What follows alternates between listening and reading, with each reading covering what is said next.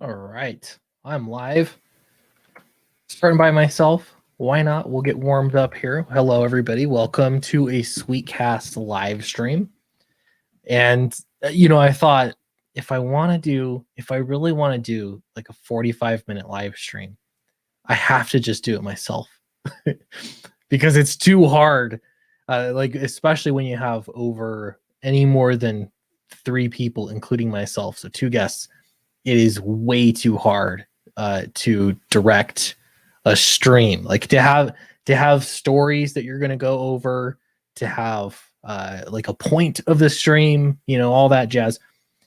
That's very difficult to do with any more than 2 guests. And anyone that can do that, I applaud them. But I'm starting to understand, when it comes to regular videos, generally speaking, my regular videos do better than live streams do. And part of that is because I've got an agenda. Part of it is because people expect live streams to just go on forever. But then I see people like Nerdrotic, his live streams do fantastic. He does very, very well. And then I look at people like Ethan, and he can have everybody. He can have an entirely full stream, and people are still interested in watching it for hours. So I'm not sure what the right formula is. I'm not sure. But I do know it does help to have an agenda. Yeah, Sierra Wesky gets it. Clint's agenda. I've got an agenda, guys. Richard's here. K Manifesto's here. Selena is here. Hello, Aaron Olson. Not hours. We work in shifts. Okay. Yeah, I get that. Ara is here. Welcome. Paul Riley is here. Welcome. Great, cool. Well, we're gonna get things warmed up. I do have some things planned to talk about, but I feel like I can talk about DC Comics. It's the same problem that I've had. I've got a new article. I've got more we can say about DC Comics. That's what all the news is. Unfortunately, there are 2 reactions. The first reaction is, if you have been following this for any number of months, if you've been watching how DC Comics is doing, you already know. You are not surprised. You're like, yep, this is confirming everything that I have known months, even years, someone say leading up to this. You can see how it's going, and so you're not surprised. On the other hand, that is the biggest news in comics, really. It's just that so many of us have been talking about it for so long. So yeah, I mean, that's how it goes. So we are going to talk about that for sure. Let me show you though. Again, we're warming up the stream first before we get into the DC stuff. So appreciate you all coming in. We got about 20 people here. I'm going to share my screen. First off, this is not the fluff, but this is at the beginning of the live stream. Okay, maybe it's a little bit of fluff. So without any asking, without any prompting, Donald DeLay, I hope this is okay for me to share, but he reached out and he said, hey, I want to practice some skills with some graphic design or whatever. So I want to do a video overlay kind of thing for your channel.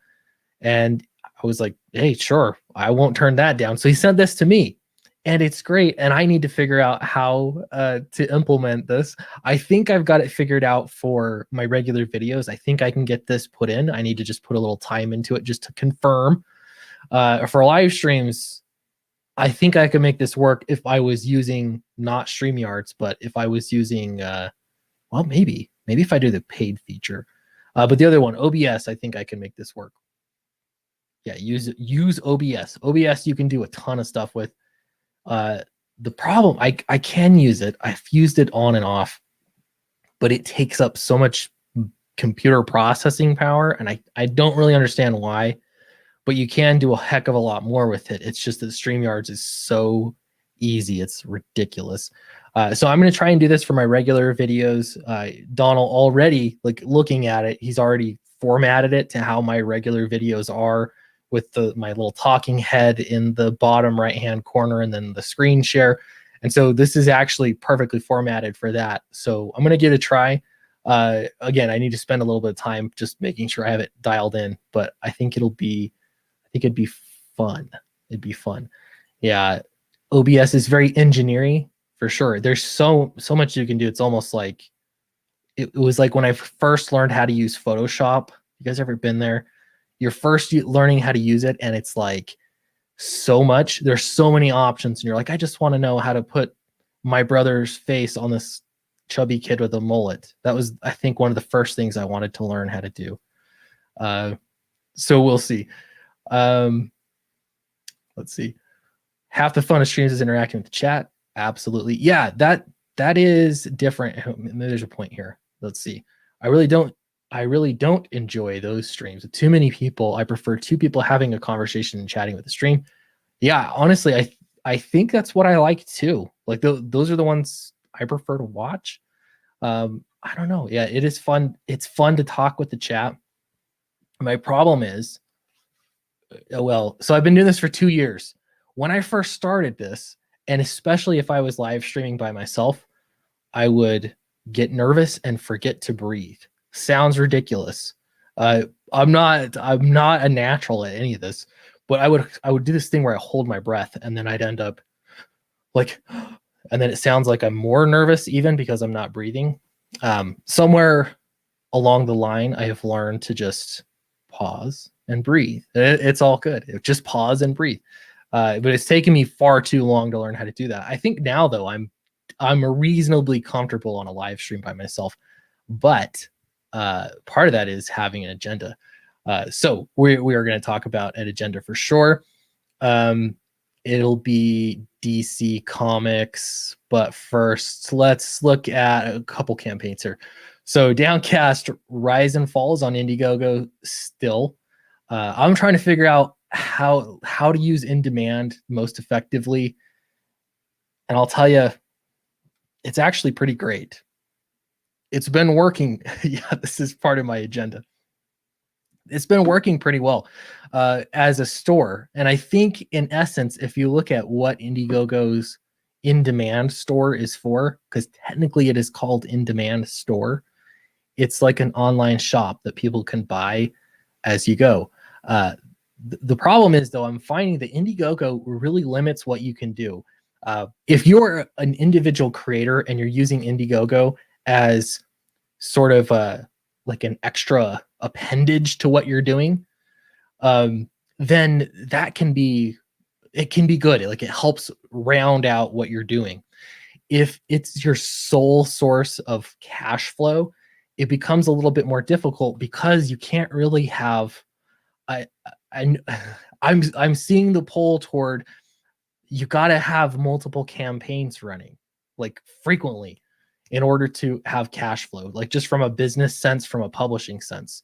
And so I'm trying to figure out how to make this all work, but I've entertained with the idea of starting, like, could you just start a website and send people to your own website and be selling books instead of having it being on Indiegogo? That way it maintains the sort of the special event kind of nature of Indiegogo, of crowdfunding. Or do you just, I don't know, do you just leave it on in demand and you have it open for a very long time? Yeah, here's a great question. Clint, did you need such a hyperbolic title? It's maybe a little bit hyperbolic, but not as much as you would think. According to, we're going to look at a Bleeding Cool article. Take it with a grain of salt, but it's not so far off. From the sounds of it, DC really is pulling back a lot. So we're going to get into that. All right. So also Fatal is on Indiegogo right now. This is the one I really want to push because that 90K, we're getting close to it. 97 or 87. And remember what I've said about the number 7. There's something psychological about it. It feels like you're closer to 10. And so once we hit 90,000, everybody's going to be getting some really nice upgrade to your book. It'll be a Smythe Zone. I always forget the name. Smythe Zone. You won't really notice it until you start opening the book, and you can kind of break it in sort of like a hardcover book with a nice zone binding.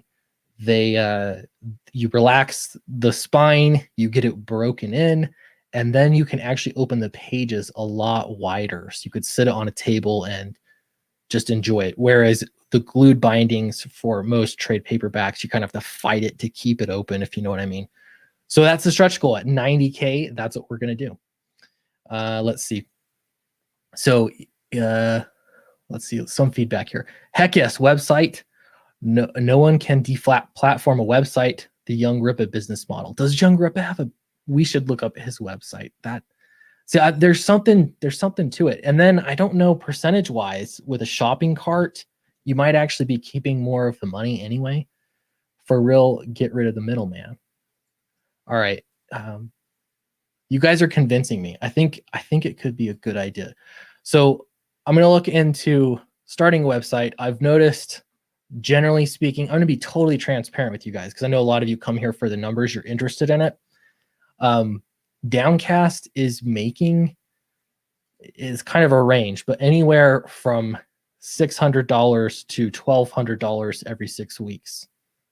And every 6 weeks is when you get paid from Indiegogo. So it's like, I mean, that's a part-time job right there. That's a little bit of extra money. So that is nice. I quite like that. And I don't know, I want to be able to continue to sell books. The problem is with Indiegogo, it's so feast or famine. You know, you're either like, oh, you've got tons of cash flow or you have absolutely nothing.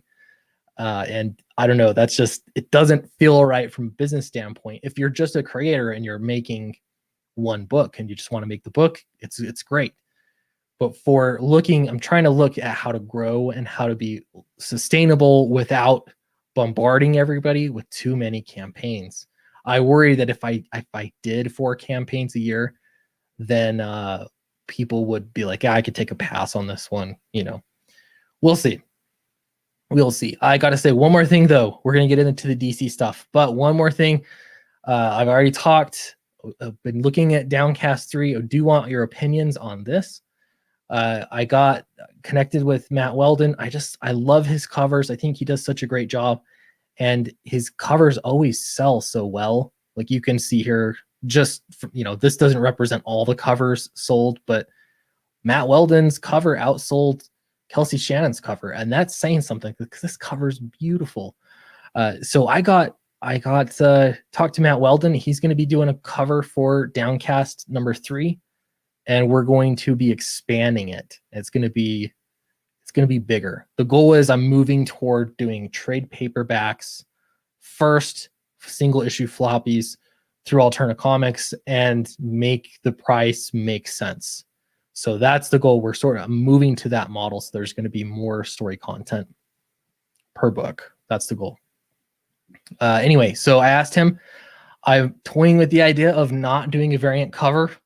That makes me so nervous because a variant cover is, honestly, it's the most cost-effective way to make more sales. It's the most cost-effective way to bring your print run up. The difference in cost between printing 1,500 books or 1,000 books versus 2,000 books is a big difference. And anything above 2,000 is even better. It's fantastic per book. And so I don't know. On the other hand, I think if it's a volume 3, is a variant cover called for? I don't know. I might just do one cover. How do I balance that out?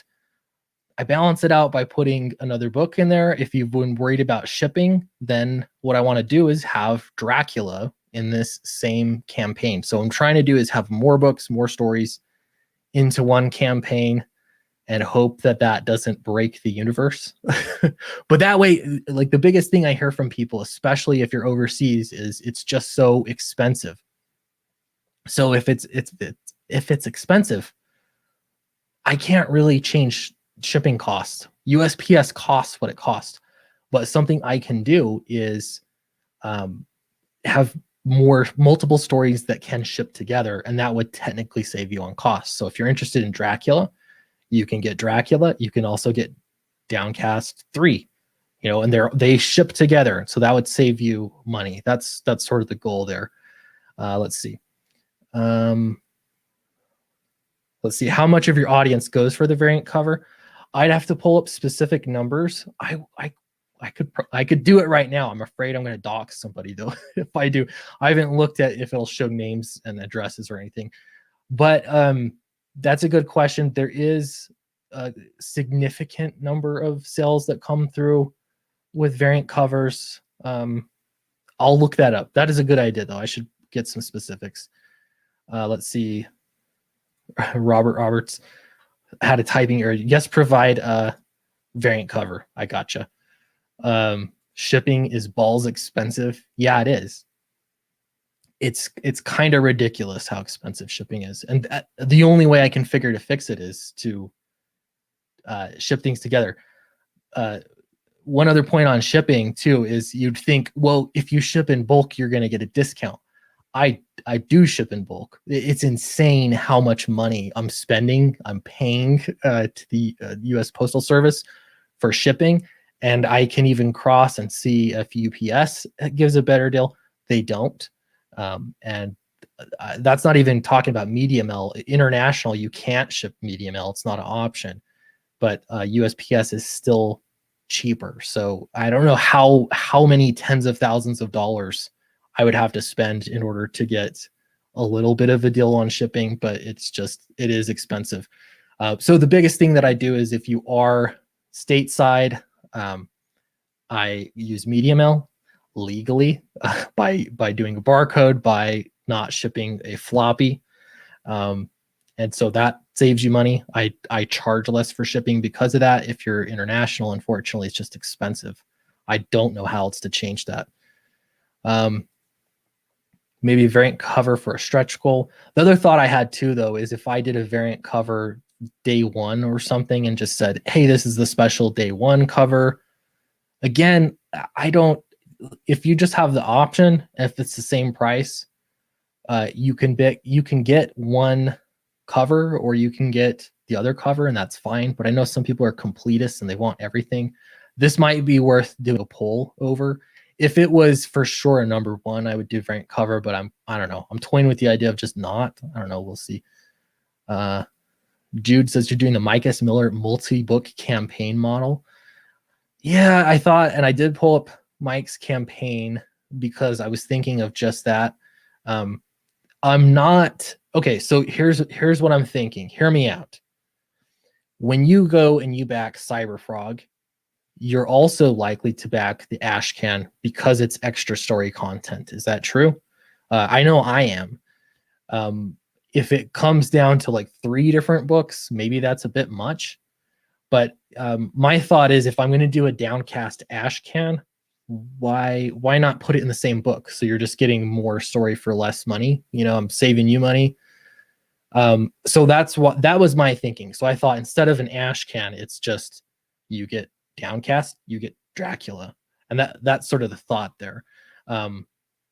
So maybe though, I'm kind of interested. I would be interested to ask Mike actually to see, based on the campaign numbers. I think the Meg and the other 2 books that were shipped in that same campaign, I don't know if it was worth it to him or not. I'm not sure. Let's see. Are you thinking of making Dracula a regular book size? I don't like the Ashcan size. Yeah, neither do I. I'm totally with you there. I'm going to make it a regular size. The only thing is it's going to be more of a one-shot. So yeah, it's going to be a one-shot, 20 pages, and a 20-page floppy probably is what we're looking at. And I'm not going to be charging $25 or probably even $20 for it. I'm going to be charging less. I've got to work out all the numbers, but that's sort of the goal there. Let's see, I bought the variant cover of Fatal. Yeah, thank you. Appreciate that. And it depends on the variant cover. If they're both, I mean, Charlie's cover was just so good that most people picked it. But even then, if I work out the numbers, it was still a cost-effective way to get more sales. And that is exactly why Marvel does so many variant covers. Let's see. 2 books isn't much more, according to Zach. You mean in sales or cost-wise to ship it? Definitely, I totally agree. Cost-wise to ship it, it's definitely not a big deal. Get a barcode and ship media mail. Yep, that's exactly what I'm doing. The only thing is, if Dracula is a floppy, technically it's a comic book. It's not a graphic novel, and it's only 20 pages. So I'd have to look into shipping there. I'm not sure if I might just ask Zach about it and see what he says, because he has the receipts for this kind of stuff, but it is interesting. Yeah, media mail is cheap. It's expensive though if you're shipping. You can't use media mail if you're shipping to the UK, which I think is the biggest overseas market for books. I mean, there's a lot of you guys in the UK, Australia, and Canada, and so shipping to you guys is expensive.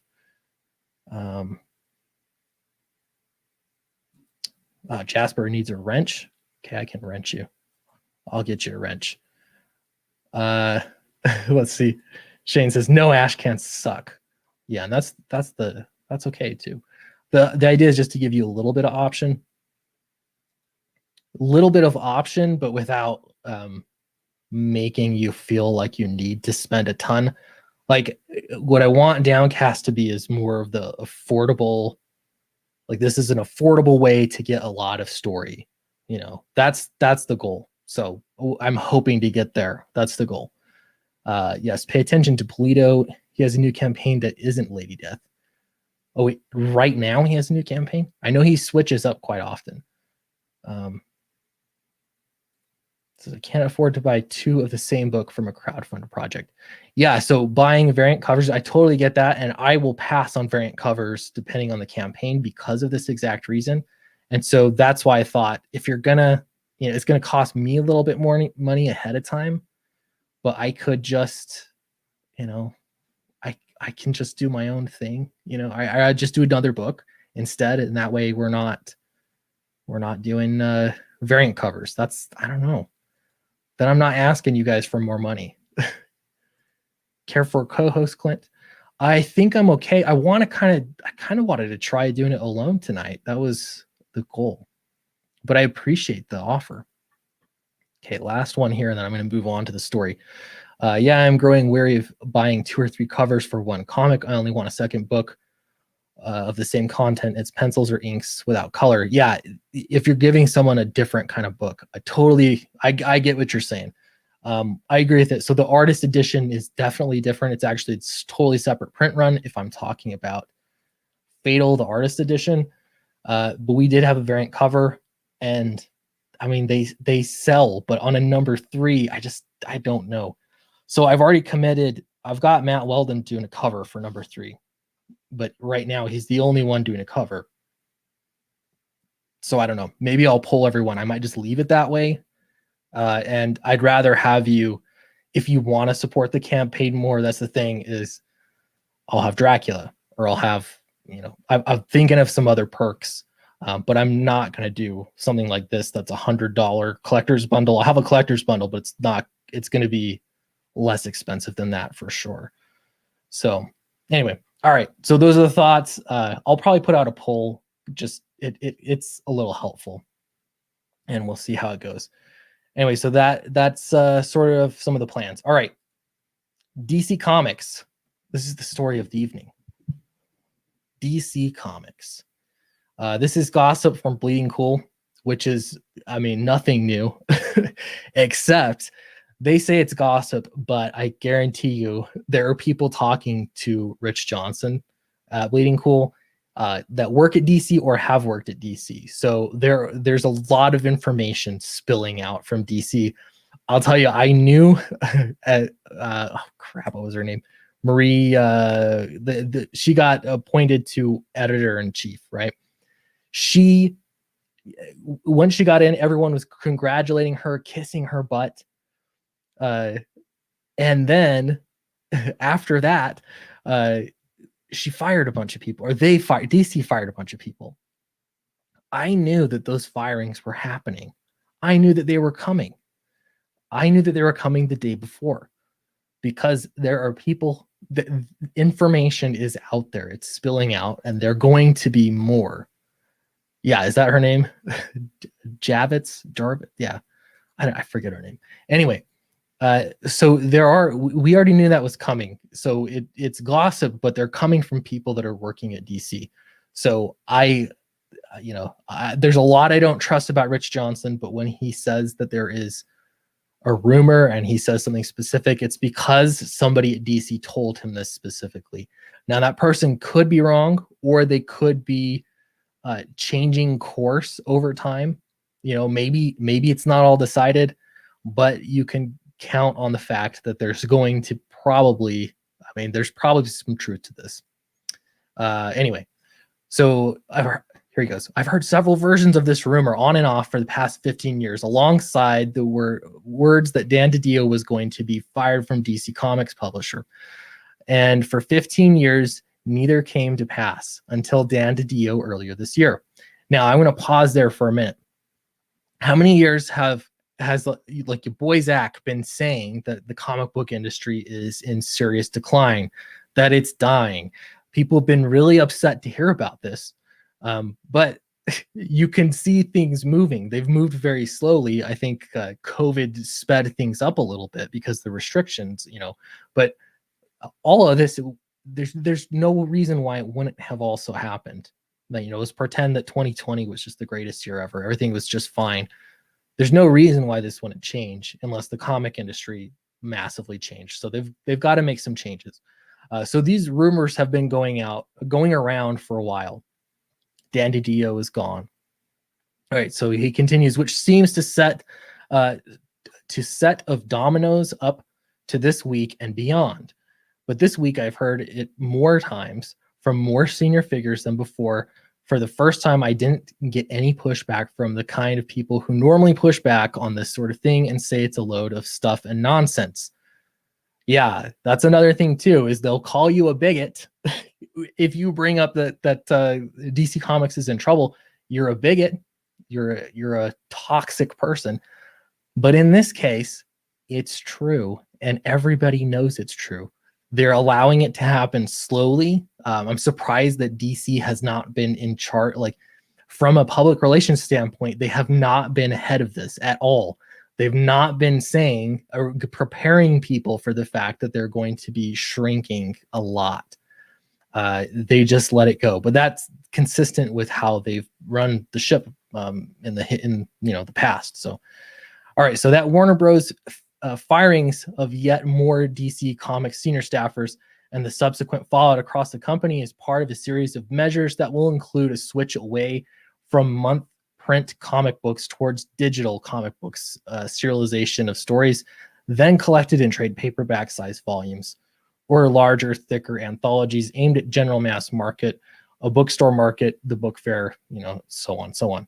So the way, if any of this is true, they would be looking at changing, instead of printing out floppies and sending them out, they're going to plan on doing a trade and basically serialize it and release it digitally first. So that would be how you get your cheap, inexpensive hit of comics. I'd say inexpensive, but it's going to cost, there's no reason why it's not going to cost the exact same amount that they have been costing. But beyond that, they're going to be selling the trades. Now this, I found a unique, not unique, but there's a solution to this. Peter Simeti is a bit of a solution to this. Printing a more affordable comic on newsprint, shipping that out to customers, you're saving, it's not as expensive, and you can still do the trade. We're doing sort of a flipped model with Downcast, where I'm doing the trade first, and then the singles are going to Alterna if you want that version. But all in all, we're all looking at the same thing, and that is, how do you serialize a comic book? Chris says, I can't do digital. Neither can I. I've bought, I think, 4 digital comics, and I just can't do it. It takes the fun out of it. It feels like a totally different medium. I just like having the book. So I'm with you there. So then things would move to trades. So if you are collecting, and I'm curious, if you are collecting single issues, are you looking for new single issues? Is that something that you've got your eye open for? Or are you collecting old single issues? Because the more that I look at collecting floppies, the more I'm just like, well, I could buy these new books, or I could just go buy, some old Daredevil books that I've been trying to buy. I could go buy some old Teenage Mutant Ninja Turtle floppies. There's so many things I could spend my money on, as opposed to buying new floppies. Unless they give me a reason. I'll tell you that, where is it? The Last Ronin. The Last Ronin was actually really good, but it's also square bound and it cost $9. Yeah, I think Jasper he's got it figured out. DC isn't going to die. They're just going to cut the line and sell flagship titles monthly and sell one shots. They're going to cut it down severely. They're going to cut it down, which I think is all in all is actually a good thing. Now, Marvel is going to be spiking the ball over this. They're going to feel like they've won for some reason. I mean, you'd think you want to have some competition here in comics, but that's what it's going to be. Okay. The Last Ronin. Let's see. Can't find the copy of The Last Ronin for less than $15. I know it's been moving. I'm really glad. I kind of wish I would have got 2 copies. I had an opportunity to get 2 and I just got 1. Yeah. So that's possible. Okay. So there's the idea there. All right. So that the content being published and publicized will be pulled back to characters and storylines that have a big multimedia presence. So we're basically talking Batman, Wonder Woman, Superman, Flash, Green Lantern, Harley Quinn, and Suicide Squad. Period. Now, I don't think that this is the line. I think that could change. I think that this is a little bit of Rich Johnson guessing, but basically, we could probably guess what the top selling books are and why AT&T would say, why are we investing money in publishing these other things that aren't selling? It doesn't make any sense for us to spend money when we're making such little profit or no profit in some cases. So if they focus on their big books, the good news is that I think that the sales on those big books would actually move up. They would actually do better because they have fewer titles. They're still fans of DC comic books. They're just going to be sort of funneled into picking one of these. There's this idea, a little bit of a tangent here, but in higher education, there's a little bit of this idea. I can't remember what they call it now. Gosh, but instead of is it Common Core? Instead of saying, here, you're in college, pick your multiple of degrees. You can take lesbian dance theory. You can take economics. You can, any number of things. Instead of doing that, because you run into the problem of certain classes not filling up, you say, hey, you pick a track, you pick one of these DC titles, and we'll simplify things for you, essentially. So you get more sales, more people funneled because you've limited their options, sort of like the McDonald's, like the original, McDonald's method. And then you're actually getting more sales on these books, so they're profitable. And in theory, you could pay more for the talent and make sure you have top talent. It doesn't sound like that's going to happen, though. It sounds like they're going to be tightening the belts, and that's why they've let so many people go.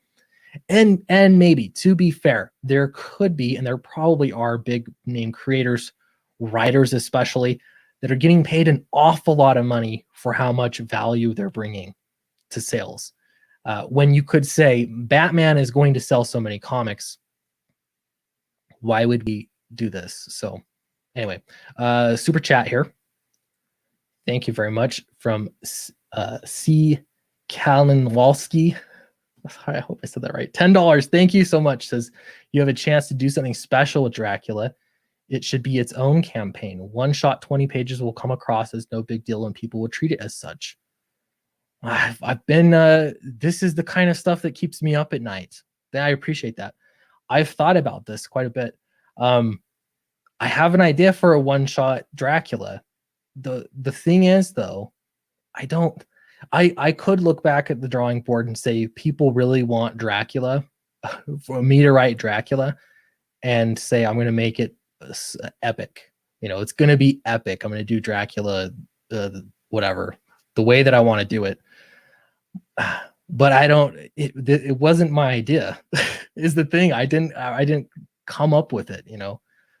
So I don't know. It's one of those things, though. If, for example, if I got hired to write any character, Ninja Turtles, will say, if I got hired to write the Ninja Turtles, I would come up with an idea to write the Ninja Turtles. So if you guys are hiring me to write Dracula and you want something big and epic, I can do that. I would have to go back to the drawing board, though, essentially.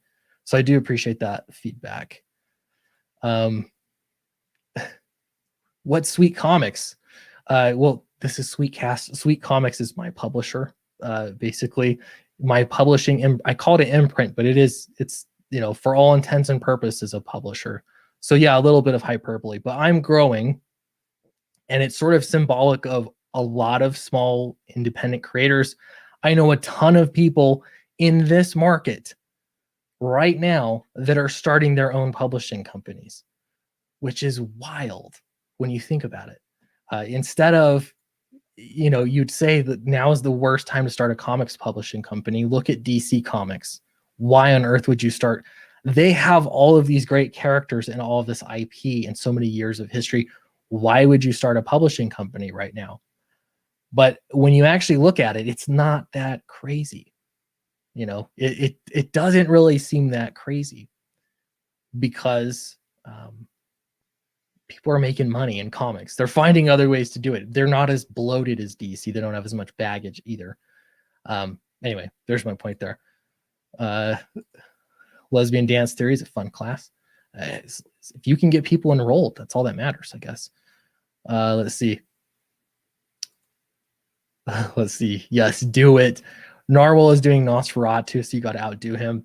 I don't want to spoil anything. I have a very, very minor part to play in that, is all I'm going to say. It's not mine to tell, though. So I'm excited, though. Narwhal, I think, does some cool stuff. So let's see. If you write Dracula and it doesn't suck, you have succeeded. Or have you succeeded or have you failed? I would say, oh my, that I get it now. That's a great pun. You almost fooled me. It's gotta suck if it's Dracula. The thing is, too, guys, with Dracula, what I don't want to do, this is what I'm afraid of. I'm afraid that everybody wants me to retell Dracula.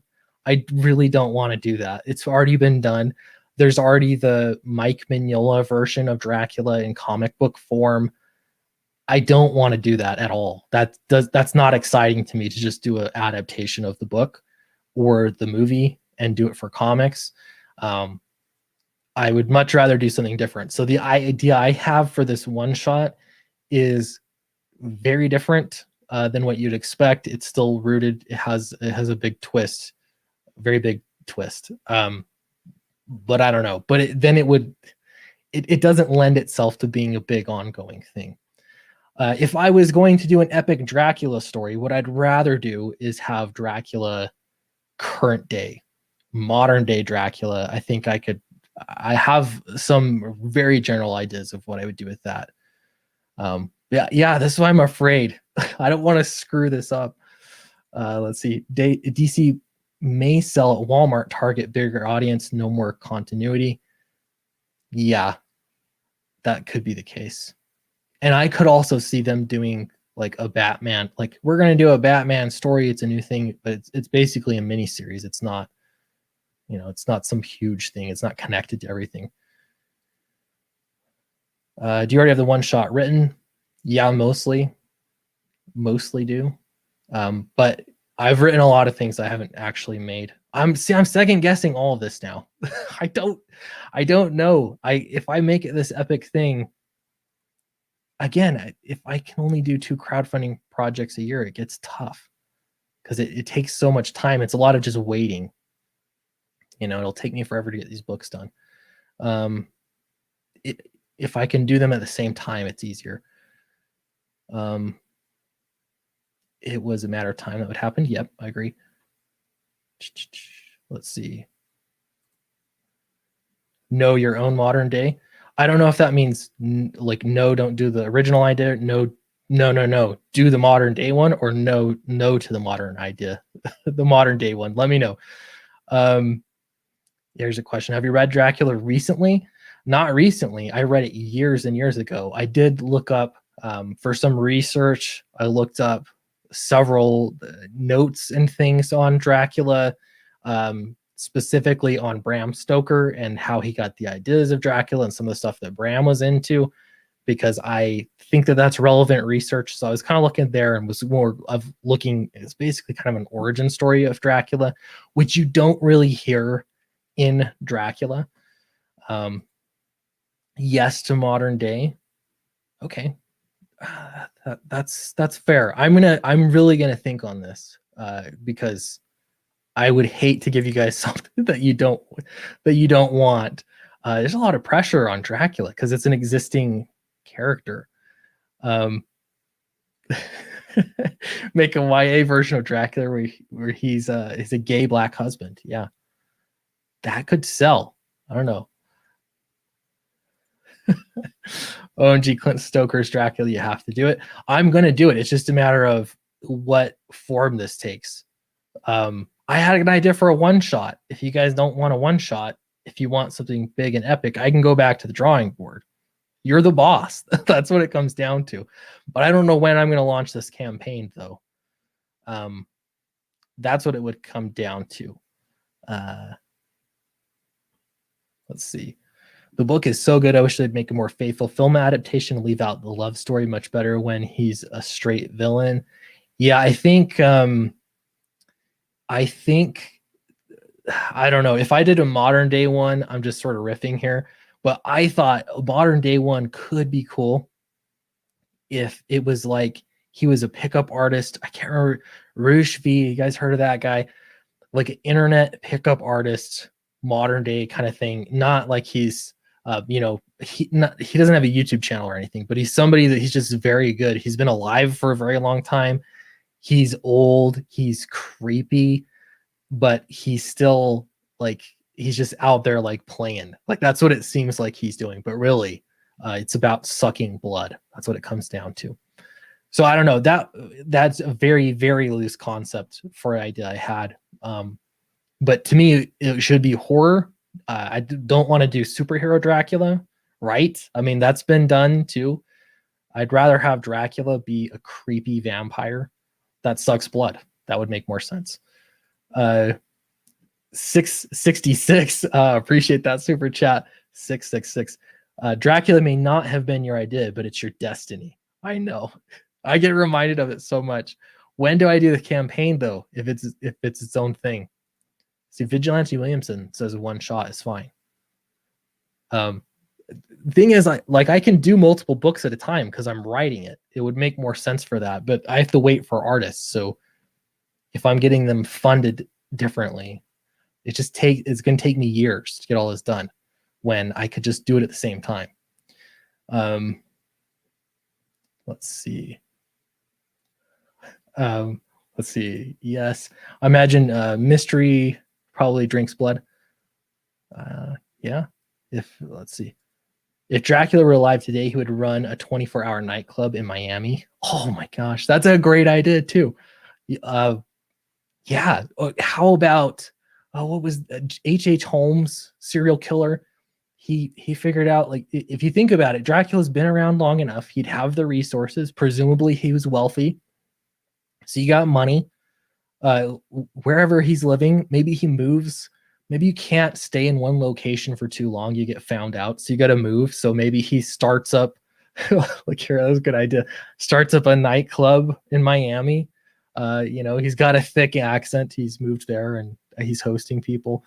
I don't know. The problem is everybody, it's so stressful because everybody has an idea of what Dracula should be because you're already exposed to it in culture. And I'm inevitably going to let like half, if I'm lucky, just half of you down. Let's see. Most of the modern adaptations skip the Christian themes. How Dracula is condemned and he's repelled with Christian symbols. So in my origin story one shot, I actually address that because I find that really interesting, especially considering Bram Stoker's history, some of the stuff he was into. So I do find that interesting. Yeah, murder hotel. He could have, just like H.H. Holmes, he could have a murder hotel. Yeah, sounds like Dexter if it's a modern day thing. I'd have to put some thought into it. Yeah, the book. The thing is, I wouldn't want it to be too heavy-handed. Like, I want to suck your blood. I hate reading stuff like that. It's sort of a no-no in modern reading, modern writing, I should say. Anyway, so let's get back to this DC story. I love talking about Dracula too. So let me know what your thoughts are. I guess comments too later. Is Dracula a one shot? I've already got a story. Got a story for a Dracula one shot. If you want it to be something big and epic and be its own thing, I can do that. But it's a question of when. And I guess it doesn't matter. I feel like I'm screwed. It doesn't matter what I do. You're going to be disappointed because everybody has ideas for Dracula. It's already an existing IP, and I can't even own it. That's the other thing too. I can't own it. So I don't know. That's part of the reason. Let's see. I want a woke Latinx Dracula that uses his wokeness to pick off people. That would definitely suck. Yeah. All right. So getting back to the article here.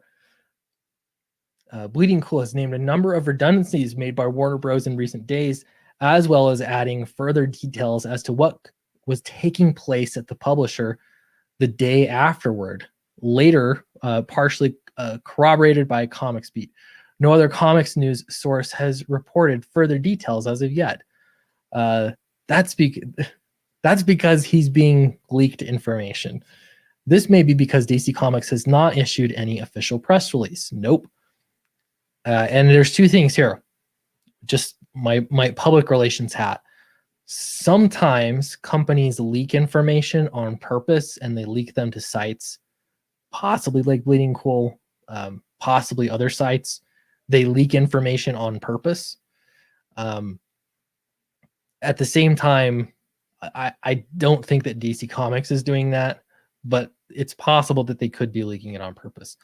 I don't think so. I think DC is really trying to have it not be the topic of conversation, and so they're trying to just move along. They really wanted you to talk about what Future State. They wanted you to be talking about that, and they made a big deal out of that, but they haven't been talking about them slimming down their line. Yeah, but I don't know. It does beg the question. All right. It is notable that the naming of the departure of the likes of Adam Phillips, director of marketing services, Stuart. Yeah, he's going to go through everybody. Between them were the principal figures who dealt with the direct market of comic book retailers, which led to much lamenting from comic shop owners as a result. Comic book shop owners were already very upset with DC because they moved away from Diamond.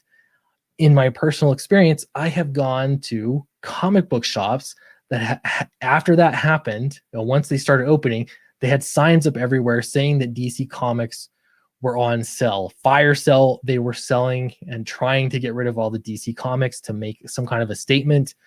Weeks later, those signs were down and they were still selling. DC books were just selling regularly. Nothing had changed. So I don't know. I'm not sure. I'm not sure why this would be such a big difference. I guess comic book shops, whether they like it or not, DC is still part of comics. It's integral to it. All right. It is notable that the naming of the departure. Okay, I already got that. Other things to bear in mind is that this is were to happen. That is were this to happen. I hate how he writes. Is that a British thing? The other thing to bear in mind is that this were to happen, and that is still up in the air. It wouldn't be for some time. I hate that construction of that sentence. That's terrible. That's a typo. DC is publishing their February solicitations tomorrow, whenever the DC Omniverse thing is meant to kick off in March, with a big company-wide relaunch and the return of titles such as Harley Quinn. Another lead creator is meant to be taking over both Superman titles, just as Brian Bendis did, and Brian Bendis has a big event to follow as well. And then there's the Green Black Label books. Yeah, they've got a lot more going on. So the truth is, I think they're going to be selling through it's going to be a slow transition. If this is the case, it's going to be a slow transition. They're going to move through selling what they had planned. I'm sure they've had creators already working on books. They're cutting their losses. Basically, they're going to try and make things happen in a smooth way. They're still going to publish comics, but they're going to cut out. This is AT&T looking at the problem and saying, this is an antiquated system. Why on earth would we do this? What is the commitment to comic book shops? And comic book shops are going to be very upset about that. And if I was a comic book shop owner, that would be very troubling for one of the two major publishers to drop off. You'd have to get through a different distribution method anyway, which they're already going through, but you wouldn't be getting single issue floppies, possibly, if this is true. All right, $5 super chat. We want to see your idea, not by committee. Just make it epic. Okay. All right. Yeah. No, I think I had the two ideas. One was an origin, and one was modern day. How would I do a modern day Dracula vampire horror? Not some like sexy, shimmery vampire. I'm talking creep, because the old Dracula was. You look at the descriptions of Dracula in the book, he's not a handsome man. He's a creep, but he does have, he's got wives. He's got a wives. He's got women that are pale, right? If I remember that correctly. But yeah, I do appreciate that feedback. All right. Something more solid is the rumor that DC Comics, this is what means that somebody told him this blatantly. Something more solid is rumors that DC Comics have made the decision to no longer have a strong comic book presence at comic book conventions in the fashion that they have before. This shouldn't be a surprise to anybody in the fact that there are not comic book conventions now. When they did have a convention last, if you remember correctly, DC Comics was moved to the back. DC Entertainment, when they're talking about their movies, their TV shows, all that jazz, that takes center stage. The comic books take the back seat. So we've already seen moves to this. Again, this was before pandemic season, all of this. So yeah, you cannot blame this on COVID.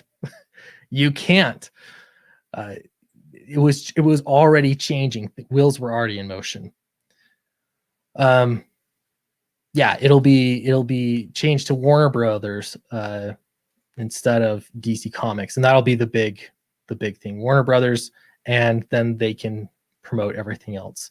So we've seen move in that direction at New York Comic Con, but San Diego Comic Con still had DC Comics doing the full month, not anymore. And the departure of Fletcher, he was the guy in charge, and I just know that Ethan said he knew him. Fletcher. He was the events coordinator at DC. He's gone. So that says that they're probably not doing events unless they're going to replace him, or unless some editor somewhere is going to take on that role, or it's up to individual creators. If you want to go to convention, go to a convention the next time they have one. Let's see. Anyway, so that's these are rumors. Having said that, there's a ton leaking out right now from DC. So I expect Bleeding Cool to be continuing to leak stuff, probably daily, maybe every other day. There will be more about this. These are all things that I think are good, actually, unless you're working for DC Comics and you just got fired. That sucks. Beyond that, they gotta stay profitable. So at the same time, while independent creators are making publishing companies of their own and keeping them relatively small, I started this stream out by talking about how do I scale? How do I get my publishing company to be a little bit bigger? And I'm not sure running 4 campaigns a year is the way to do it. Or 6 campaigns a year is the way to do it. I don't know. But I'm trying to figure all this out. At the same time that I'm trying to figure out how to grow it to a still small size, DC Comics is talking about moving their line down so significantly. I mean, if this is correct, Batman, Wonder Woman, Superman, Flash, Green Lantern, well, you're talking 8 to 12 titles, depending on how many Batman books they're doing. That's crazy. It's just unbelievable. How many books do you think your boy Zach has put out this year? I don't know. I could count them up. I could figure it out. So it is interesting. So this suggests to me that there is an optimal size of a comic book publisher, and I don't think Marvel is that size. I think they're bloated, but they've got money to burn apparently, at least for the time being. It wouldn't surprise me if they follow suit. Just not yet. You're just going to see a lot of celebration from Marvel until it becomes weird, and until people are like, that's insensitive, and then it might calm down a bit. I don't know, but you let me know for sure. You guys are, let me know what you think. I'm interested to know.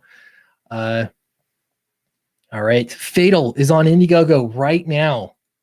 I really want to get this to 100K, and I know that there are several people that have talked to me, reached out to me, and said, I can't buy the book yet.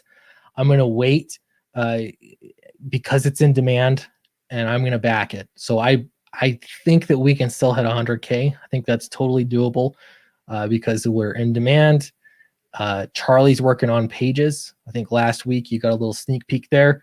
I've been working with yet another colorist. We're trying to get a colorist nailed down. That the goal is to have a colorist that can get us most of the way there, and then Charlie's going to go and make sure that everything is cohesive.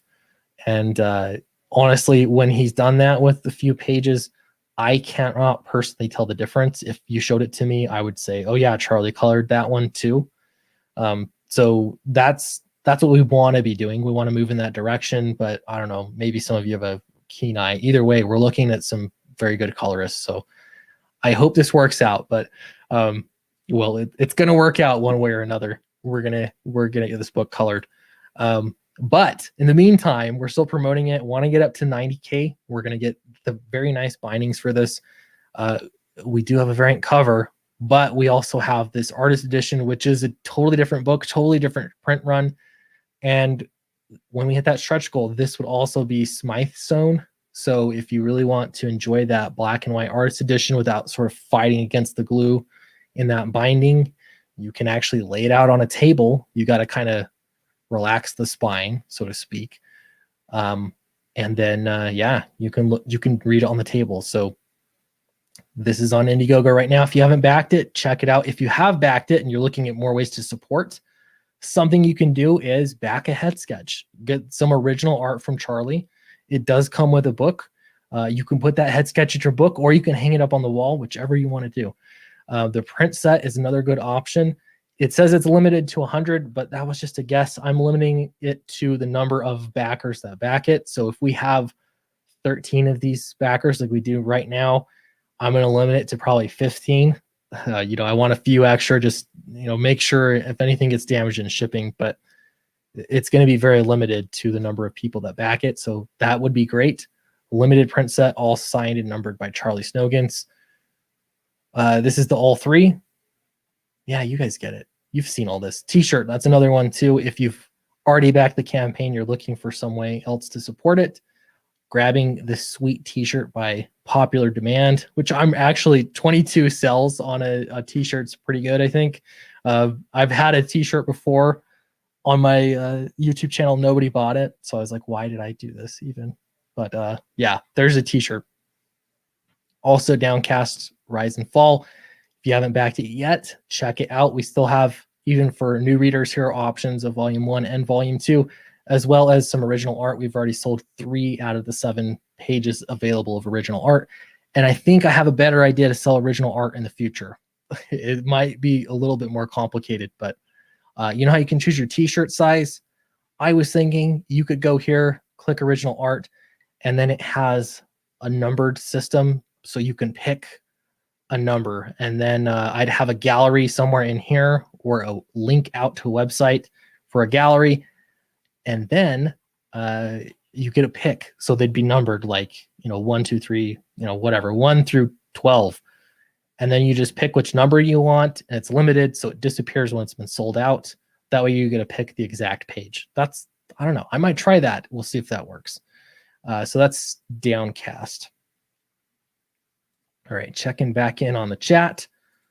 Martin Hess says, out of curiosity, how did you look around for an artist for your first Downcast?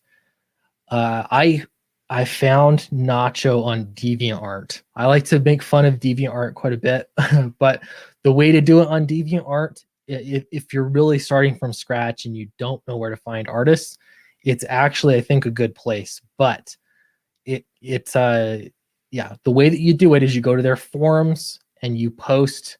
I think I actually printed it in Downcast Rise and Fall. Give me 1 second, I'll grab it.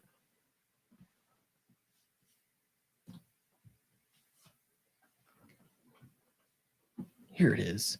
This is one of the misprints, by the way. I don't know if you can tell how that logo is really far up the foil stamp. And then the UV gloss is offset. It looks kind of cool, actually. All right, so I posted in the back here. Come on. There it is. Okay, I'm going to read it to you. You have to be very specific with what you're asking for, not just that you need a comic book artist, but you ask them, tell them specifically what you want. So I said, I need a comic artist. And by the way, pause there in the forum, you say that it's a paid job. It's not for free. It's paid. You have to do it paid. It's not worth it to do it for free. If you're trying to save money, you got to come up with $1,000 would be my suggestion. And then once you have $1,000, you're ready to start. Plan on losing that $1,000 so you don't stress out about it. It's your comic book investment. But you don't need any more than that. You could probably get away with a little bit less even. You take that money and you, in this case, I went to DeviantArt and I said, I need a comic book artist to provide complete line art for a comic book project. Please message me with a link to your portfolio. You need to see their portfolio. And if you don't see their portfolio, you ignore them. You just move on. I want to see your page rate. I asked for their page rate. Artists, I want to know how you would rather do it. Sometimes I've had artists ask for my budget, which is strange. I think I don't know. You tell me what your art's worth. But you could say your budget. I asked for a page rate and give me a realistic, conservative turnaround time per page. How long does it take you to complete a page? How many pages can you do a week? Not how many pages can you do? How many pages do you regularly do a week? And that's helpful. If somebody can do a page a month, why even bother? That's not fast enough. Please do not submit your portfolio unless you meet all the requirements. And then I have several requirements listed. Sequential art experience. That's huge. You don't want to see pinups. You want to actually see storytelling art pages. I said, read, write, and communicate in English proficiently. On DeviantArt, you're going to get people from all over the world, and that's great. Nacho's from Argentina, but we can communicate clearly. He can read a script. So it's huge. I'd ask for that. Proficiency in drawing anatomy, backgrounds, perspective, draw expressive poses and faces, read and understand comic scripts. Yeah, you get the idea. Anyway, so I posted it. I actually have it in my book. That's how I found Nacho. I connected with a different artist first that was great. I thought he was great. He was affordable, and he never did anything. He never turned anything in. So I actually paid him some money ahead of time. I got nothing back. And so he kept just saying, no, I'll get it to you. But he couldn't make any deadline. So yeah. There you go. That's my advice. Let's see. I used ArtStation. Yeah, you could also go there. I think the same principles apply, though. You just want to be very specific with what you're looking for. Excuse me, gosh. And if you're telling people that you're going to pay them, you're going to get a lot of people responding that have dreams of being a comic book artist. But I'd make sure to say that you're looking for someone that is professional, and that'll sort of filter out some people that really shouldn't be applying. Most of it's garbage that you're going to get sent to you, unfortunately. What's a typical page rate for a good artist? That's a great question, and it varies. I've seen artists as cheap as $70 a page. That's very cheap. $70 a page for line art. I think the average in indie comics is somewhere around $100 a page. And then I would think if you have $200 a page, that's like a very comfortable. That's a great, twice as much as what you'd expect, but it can go way, way up from that.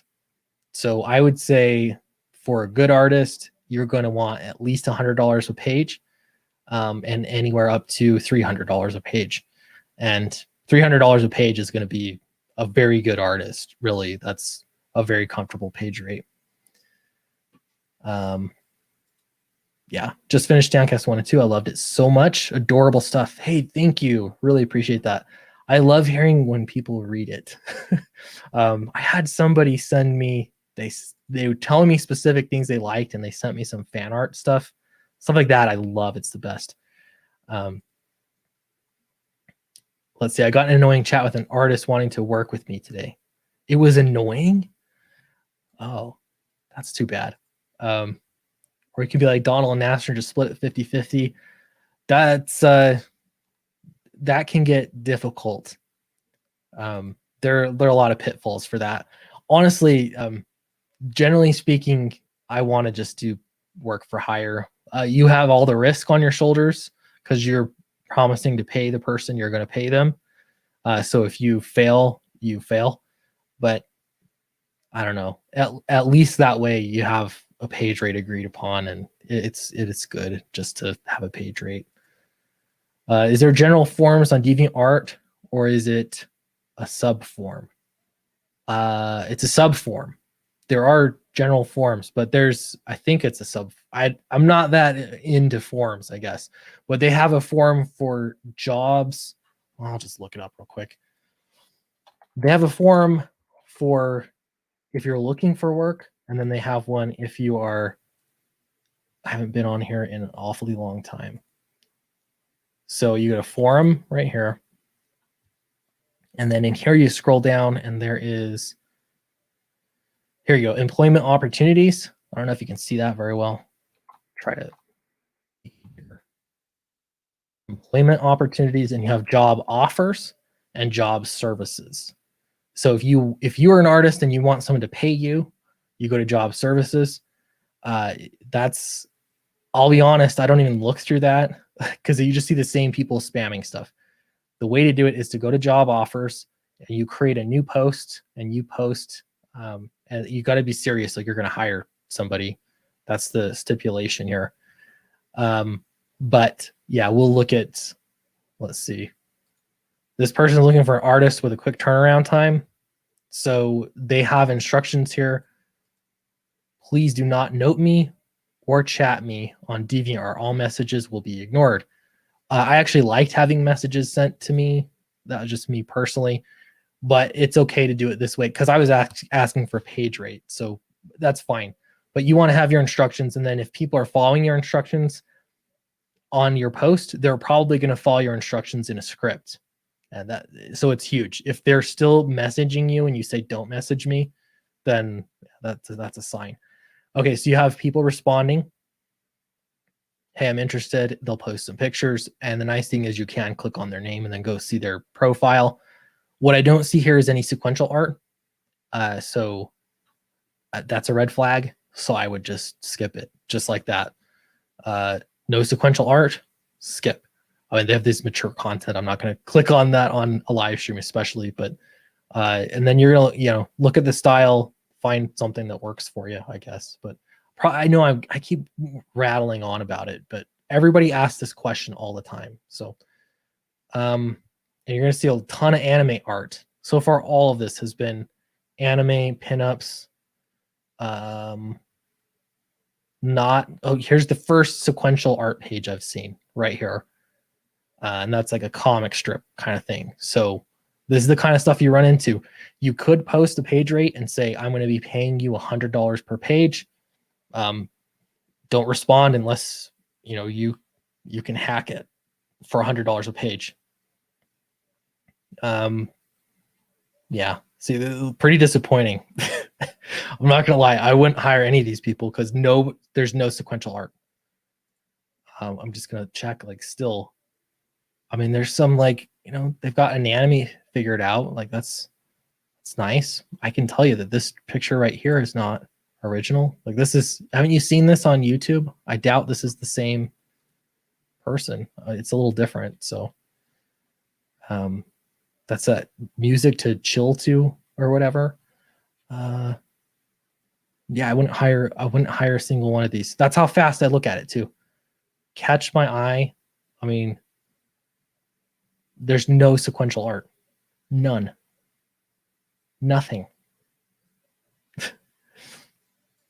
Maybe the OP didn't require it. That's possible. Yeah, that's totally possible. We didn't read through the whole thing. Please post here. Let's see. I'm in the middle of frantically searching for an artist to get Christmas gifts from right now.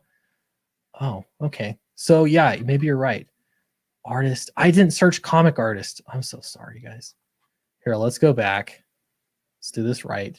Okay, so here's the post. I'm gonna put comic. All right. Comic art sketches needed.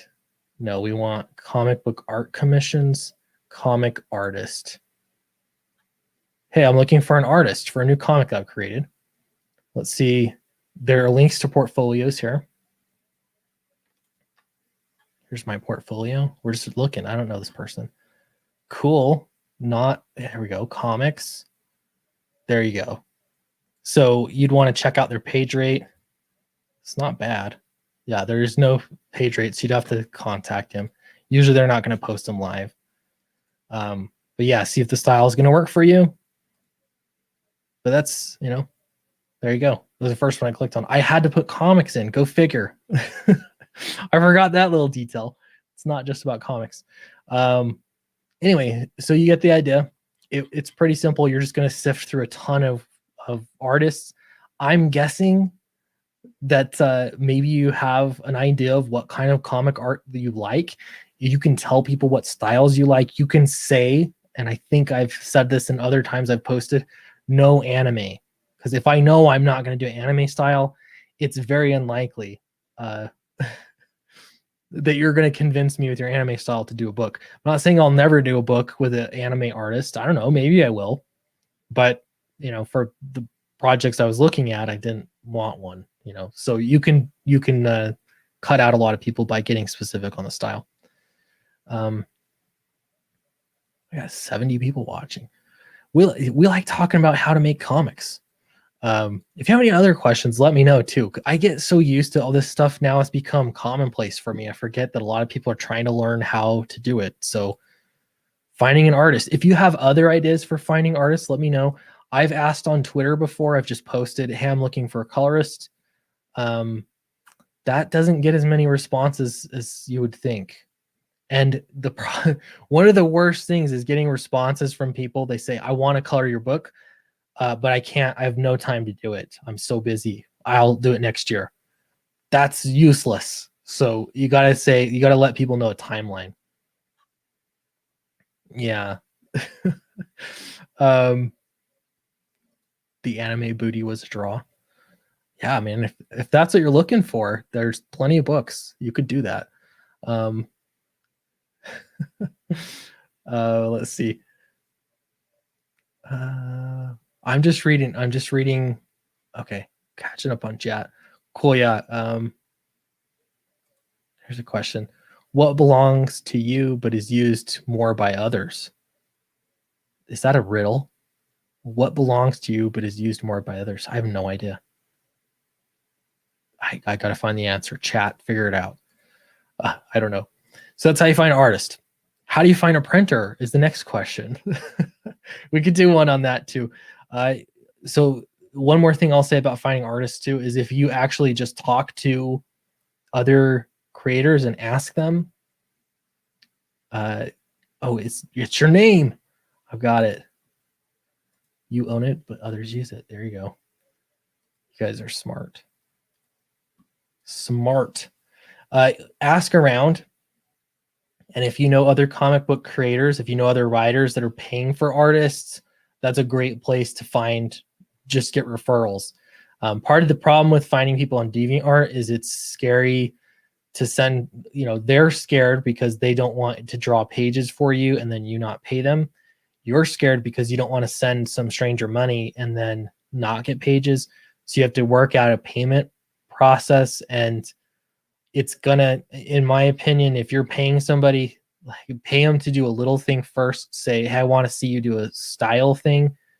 Do this little thing. I'll pay you for this little thing, just so you can make a transaction. And that just proves that they can do something first. If you can get a referral, that's even better.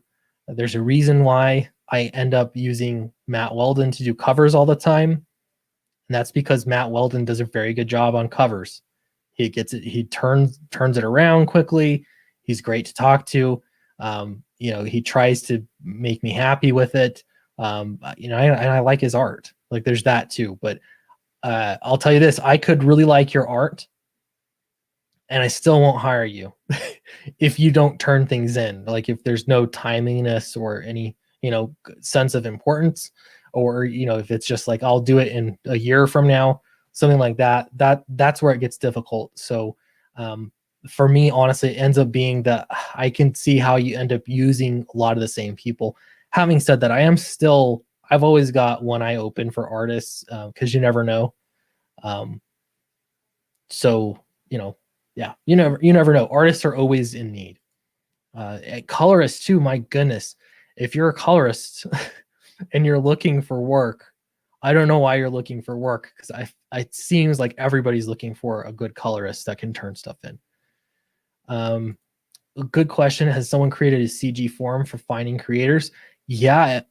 So someone just started one like 2 or 3 weeks ago. I think it's only been that long, but I did see that there was one. I can't even remember who it is. The guy created it on Twitter, and he'd been tweeting at me, tagging me into it. And so I looked at it. I haven't really used it though, because I don't know how many people are on there using it, but I think that's a great idea. Let's see. Unless you're The Rock and you refer to yourself in the third person, that's true. Then you'd use your name an awful lot. Anyway, so that's finding an artist. Sweetcast overlay. Thanks, Donald Delay. I'm going to try this out. My other question is, I had Mike Miller's campaign pulled up. We're sort of transitioning back now away from DC Comics and to the idea of how many books can you do in one campaign. It was my plan to do Downcast 3 and have Dracula in the same campaign, because then I get to ship more books at the same time, save y'all money on shipping. And then 2, I also get to make 2 books at the same time. So I'm not like, as a writer, especially with 2 artists working on 2 separate projects, we can get it done. The other option is I move to more of what like Ethan and Zach are doing and do more campaigns simultaneously. That scares me. I don't know how they dare do it. But if I launched a campaign, whatever, December, I won't. But if I launched one in December and you didn't have Fatal yet, like, what percentage of people aren't going to back that next book because they don't have Fatal yet? I'm not pulling in the kind of numbers that those guys are. So I don't know. That scares me. I would hate to launch a campaign and have 30% of people not back it just because they don't have the last book. So yeah, K Manifesto brought this up. Whoa, how did Mike get Kim Jung-ji to do a cover? I have no idea, but he did. Mike did a campaign. I bring this up because Mike did that campaign that had 3 books in it. It had different books, and I don't think it particularly did super well. I'm going to look at his campaign. I mean, okay. it did well. I think maybe he would have ended up making more money. Campaigns. He would have ended up making more money had he just done the books separately, but they were all finished or close to being finished, I think. I think that was the plan. So he made $64,000. 3 books. 3 books is kind of a lot, but to me, I was thinking if you have the second book, it's almost like going to a drive-in theater, double feature. You have like 2 books to choose from. So if you're not wild about Downcast, it doesn't appeal to you or something, then you can instead get Dracula, and I 2 birds in 1 stone. That was my thinking, but I could be wrong. So that's why I bring him up. He also does a lot of covers. I think in this one he has 1, 2, 3, 4, 5 covers, which is kind of a lot. It's way more than I would do. But it's not as many as DC and Marvel do, or even IDW. So I guess there's that. But I want to look at this Kim Jong-gi. I always want to, every time I think he's a Korean dictator. Did I miss it? Where is it? I want to see the full cover. It's not here. Really? I mean, this is it. This is the cover, but I want to see the whole thing, head to toe. Did I miss it? No, it's not on here. Oof. All right. Well, that's too bad. I want to see it. Anyway, yeah, so he launched this, and again, he'll do multiple books in one campaign. But I think there's a sweet spot, because at the same time, an ash can is kind of another book in the same campaign. So I don't know, just a thought. Anyway, so let me know what you guys think. We've been going for, I still went, look at that. I streaming by myself and I still went longer than I had planned on doing, but it is kind of fun to stream and just talk to the chat. So I appreciate you guys for commenting. That's really helpful. Appreciate the super chats as well. That is great. It helps me out. Just to recap things as far as me, Sweet Comics goes, Downcast 3 is in the works.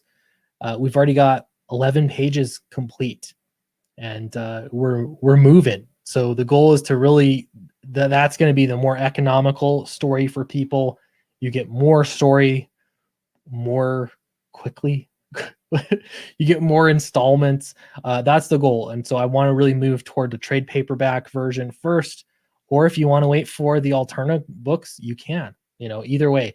But I think the price is going to be relatively comparable to what you're going to be getting through, Amazon through books anyway. What MSRP would be on regular comics or graphic novels. So that's the goal. I'm moving that direction. We'll see how it goes. It'll be 88 pages. That's the plan, but it's not going to have Secret History Strata. It's all going to be comics pages, storytelling pages, sequential art pages. So that's the goal. And then Fatal is on Indiegogo. Help us get to 90K. Really appreciate you guys.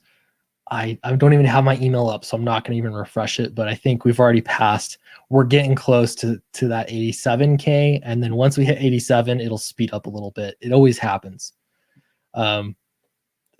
This is a correction. I don't know if you're behind on the stream, but Jarvins is pronounced Javins. Javins. All right. Appreciate that. Oh, here's a question. When is Downcast hitting comic store shelves? So Peter Samedi says that it's going to be happening in December. Keep in mind, Alterna Comics is not going through Diamond, but he still is distributing to comic book shops. So they will be on comic book stores. He says in December. Initially, it was planned to be in October, so it's really been delayed a couple months. So as far as I know, the plan is still December, but I will keep you posted when it for sure is. He has the files, the print files, so I think that everything is ready. And I saw that he finally got comic books from his printer, so he's got books. Like, the pipeline is working again, so I expect that December date to still be there. If that is the case, though, The plan is with Downcast, I'm being serious about this as a proof of concept, but we would be doing essentially one issue every other month ongoing. And there would technically, assuming everything goes according to plan, there wouldn't be any delays. So you'd be getting one in December for Downcast #1, and then every other month, you'd be getting another issue, single issue. If you back the campaign, you get everything all at once, and so you're getting sections, and it would move to graphic novels. So Downcast 1 and 2 crowdfunded were 2 issues apiece. Downcast 3 is actually going to be 3 issues long, plus it'll have a backup story in it, if not 2 backup stories. I'm sort of working that out, but it's all going to be story content. And so the goal is, the benefit is, if you back the crowdfunded one, you get these extra stories in it and comic pages stories. You're also getting more of the main storyline. If you go through Alterna, you're getting just less expensive books. That's all it comes down to. So, and either is fine or both is fine, whatever you want to do. So that's the plan, but it could be an ongoing series. It could be. Again, you guys decide that, but this next Downcast, I've been learning a lot. It's been helping to get feedback from a lot of different people. And I've got to say, I'm super excited about Downcast 3. Don't forget to hit thumbs up, like, share, subscribe. And I think that's it. Thank you, everybody. Really appreciate it. That was a fun stream. Every once in a while, I'm going to do these. I think next week I'll go back to having a lot of the same friends on, and it'll be fun. And then I don't know, I want to do alternate nights as well. I think we talked about doing a rotating alternate night. That'll happen. Appreciate you all for watching the video and or the stream, and I'll see you tomorrow in a regular video again. Thank you very much.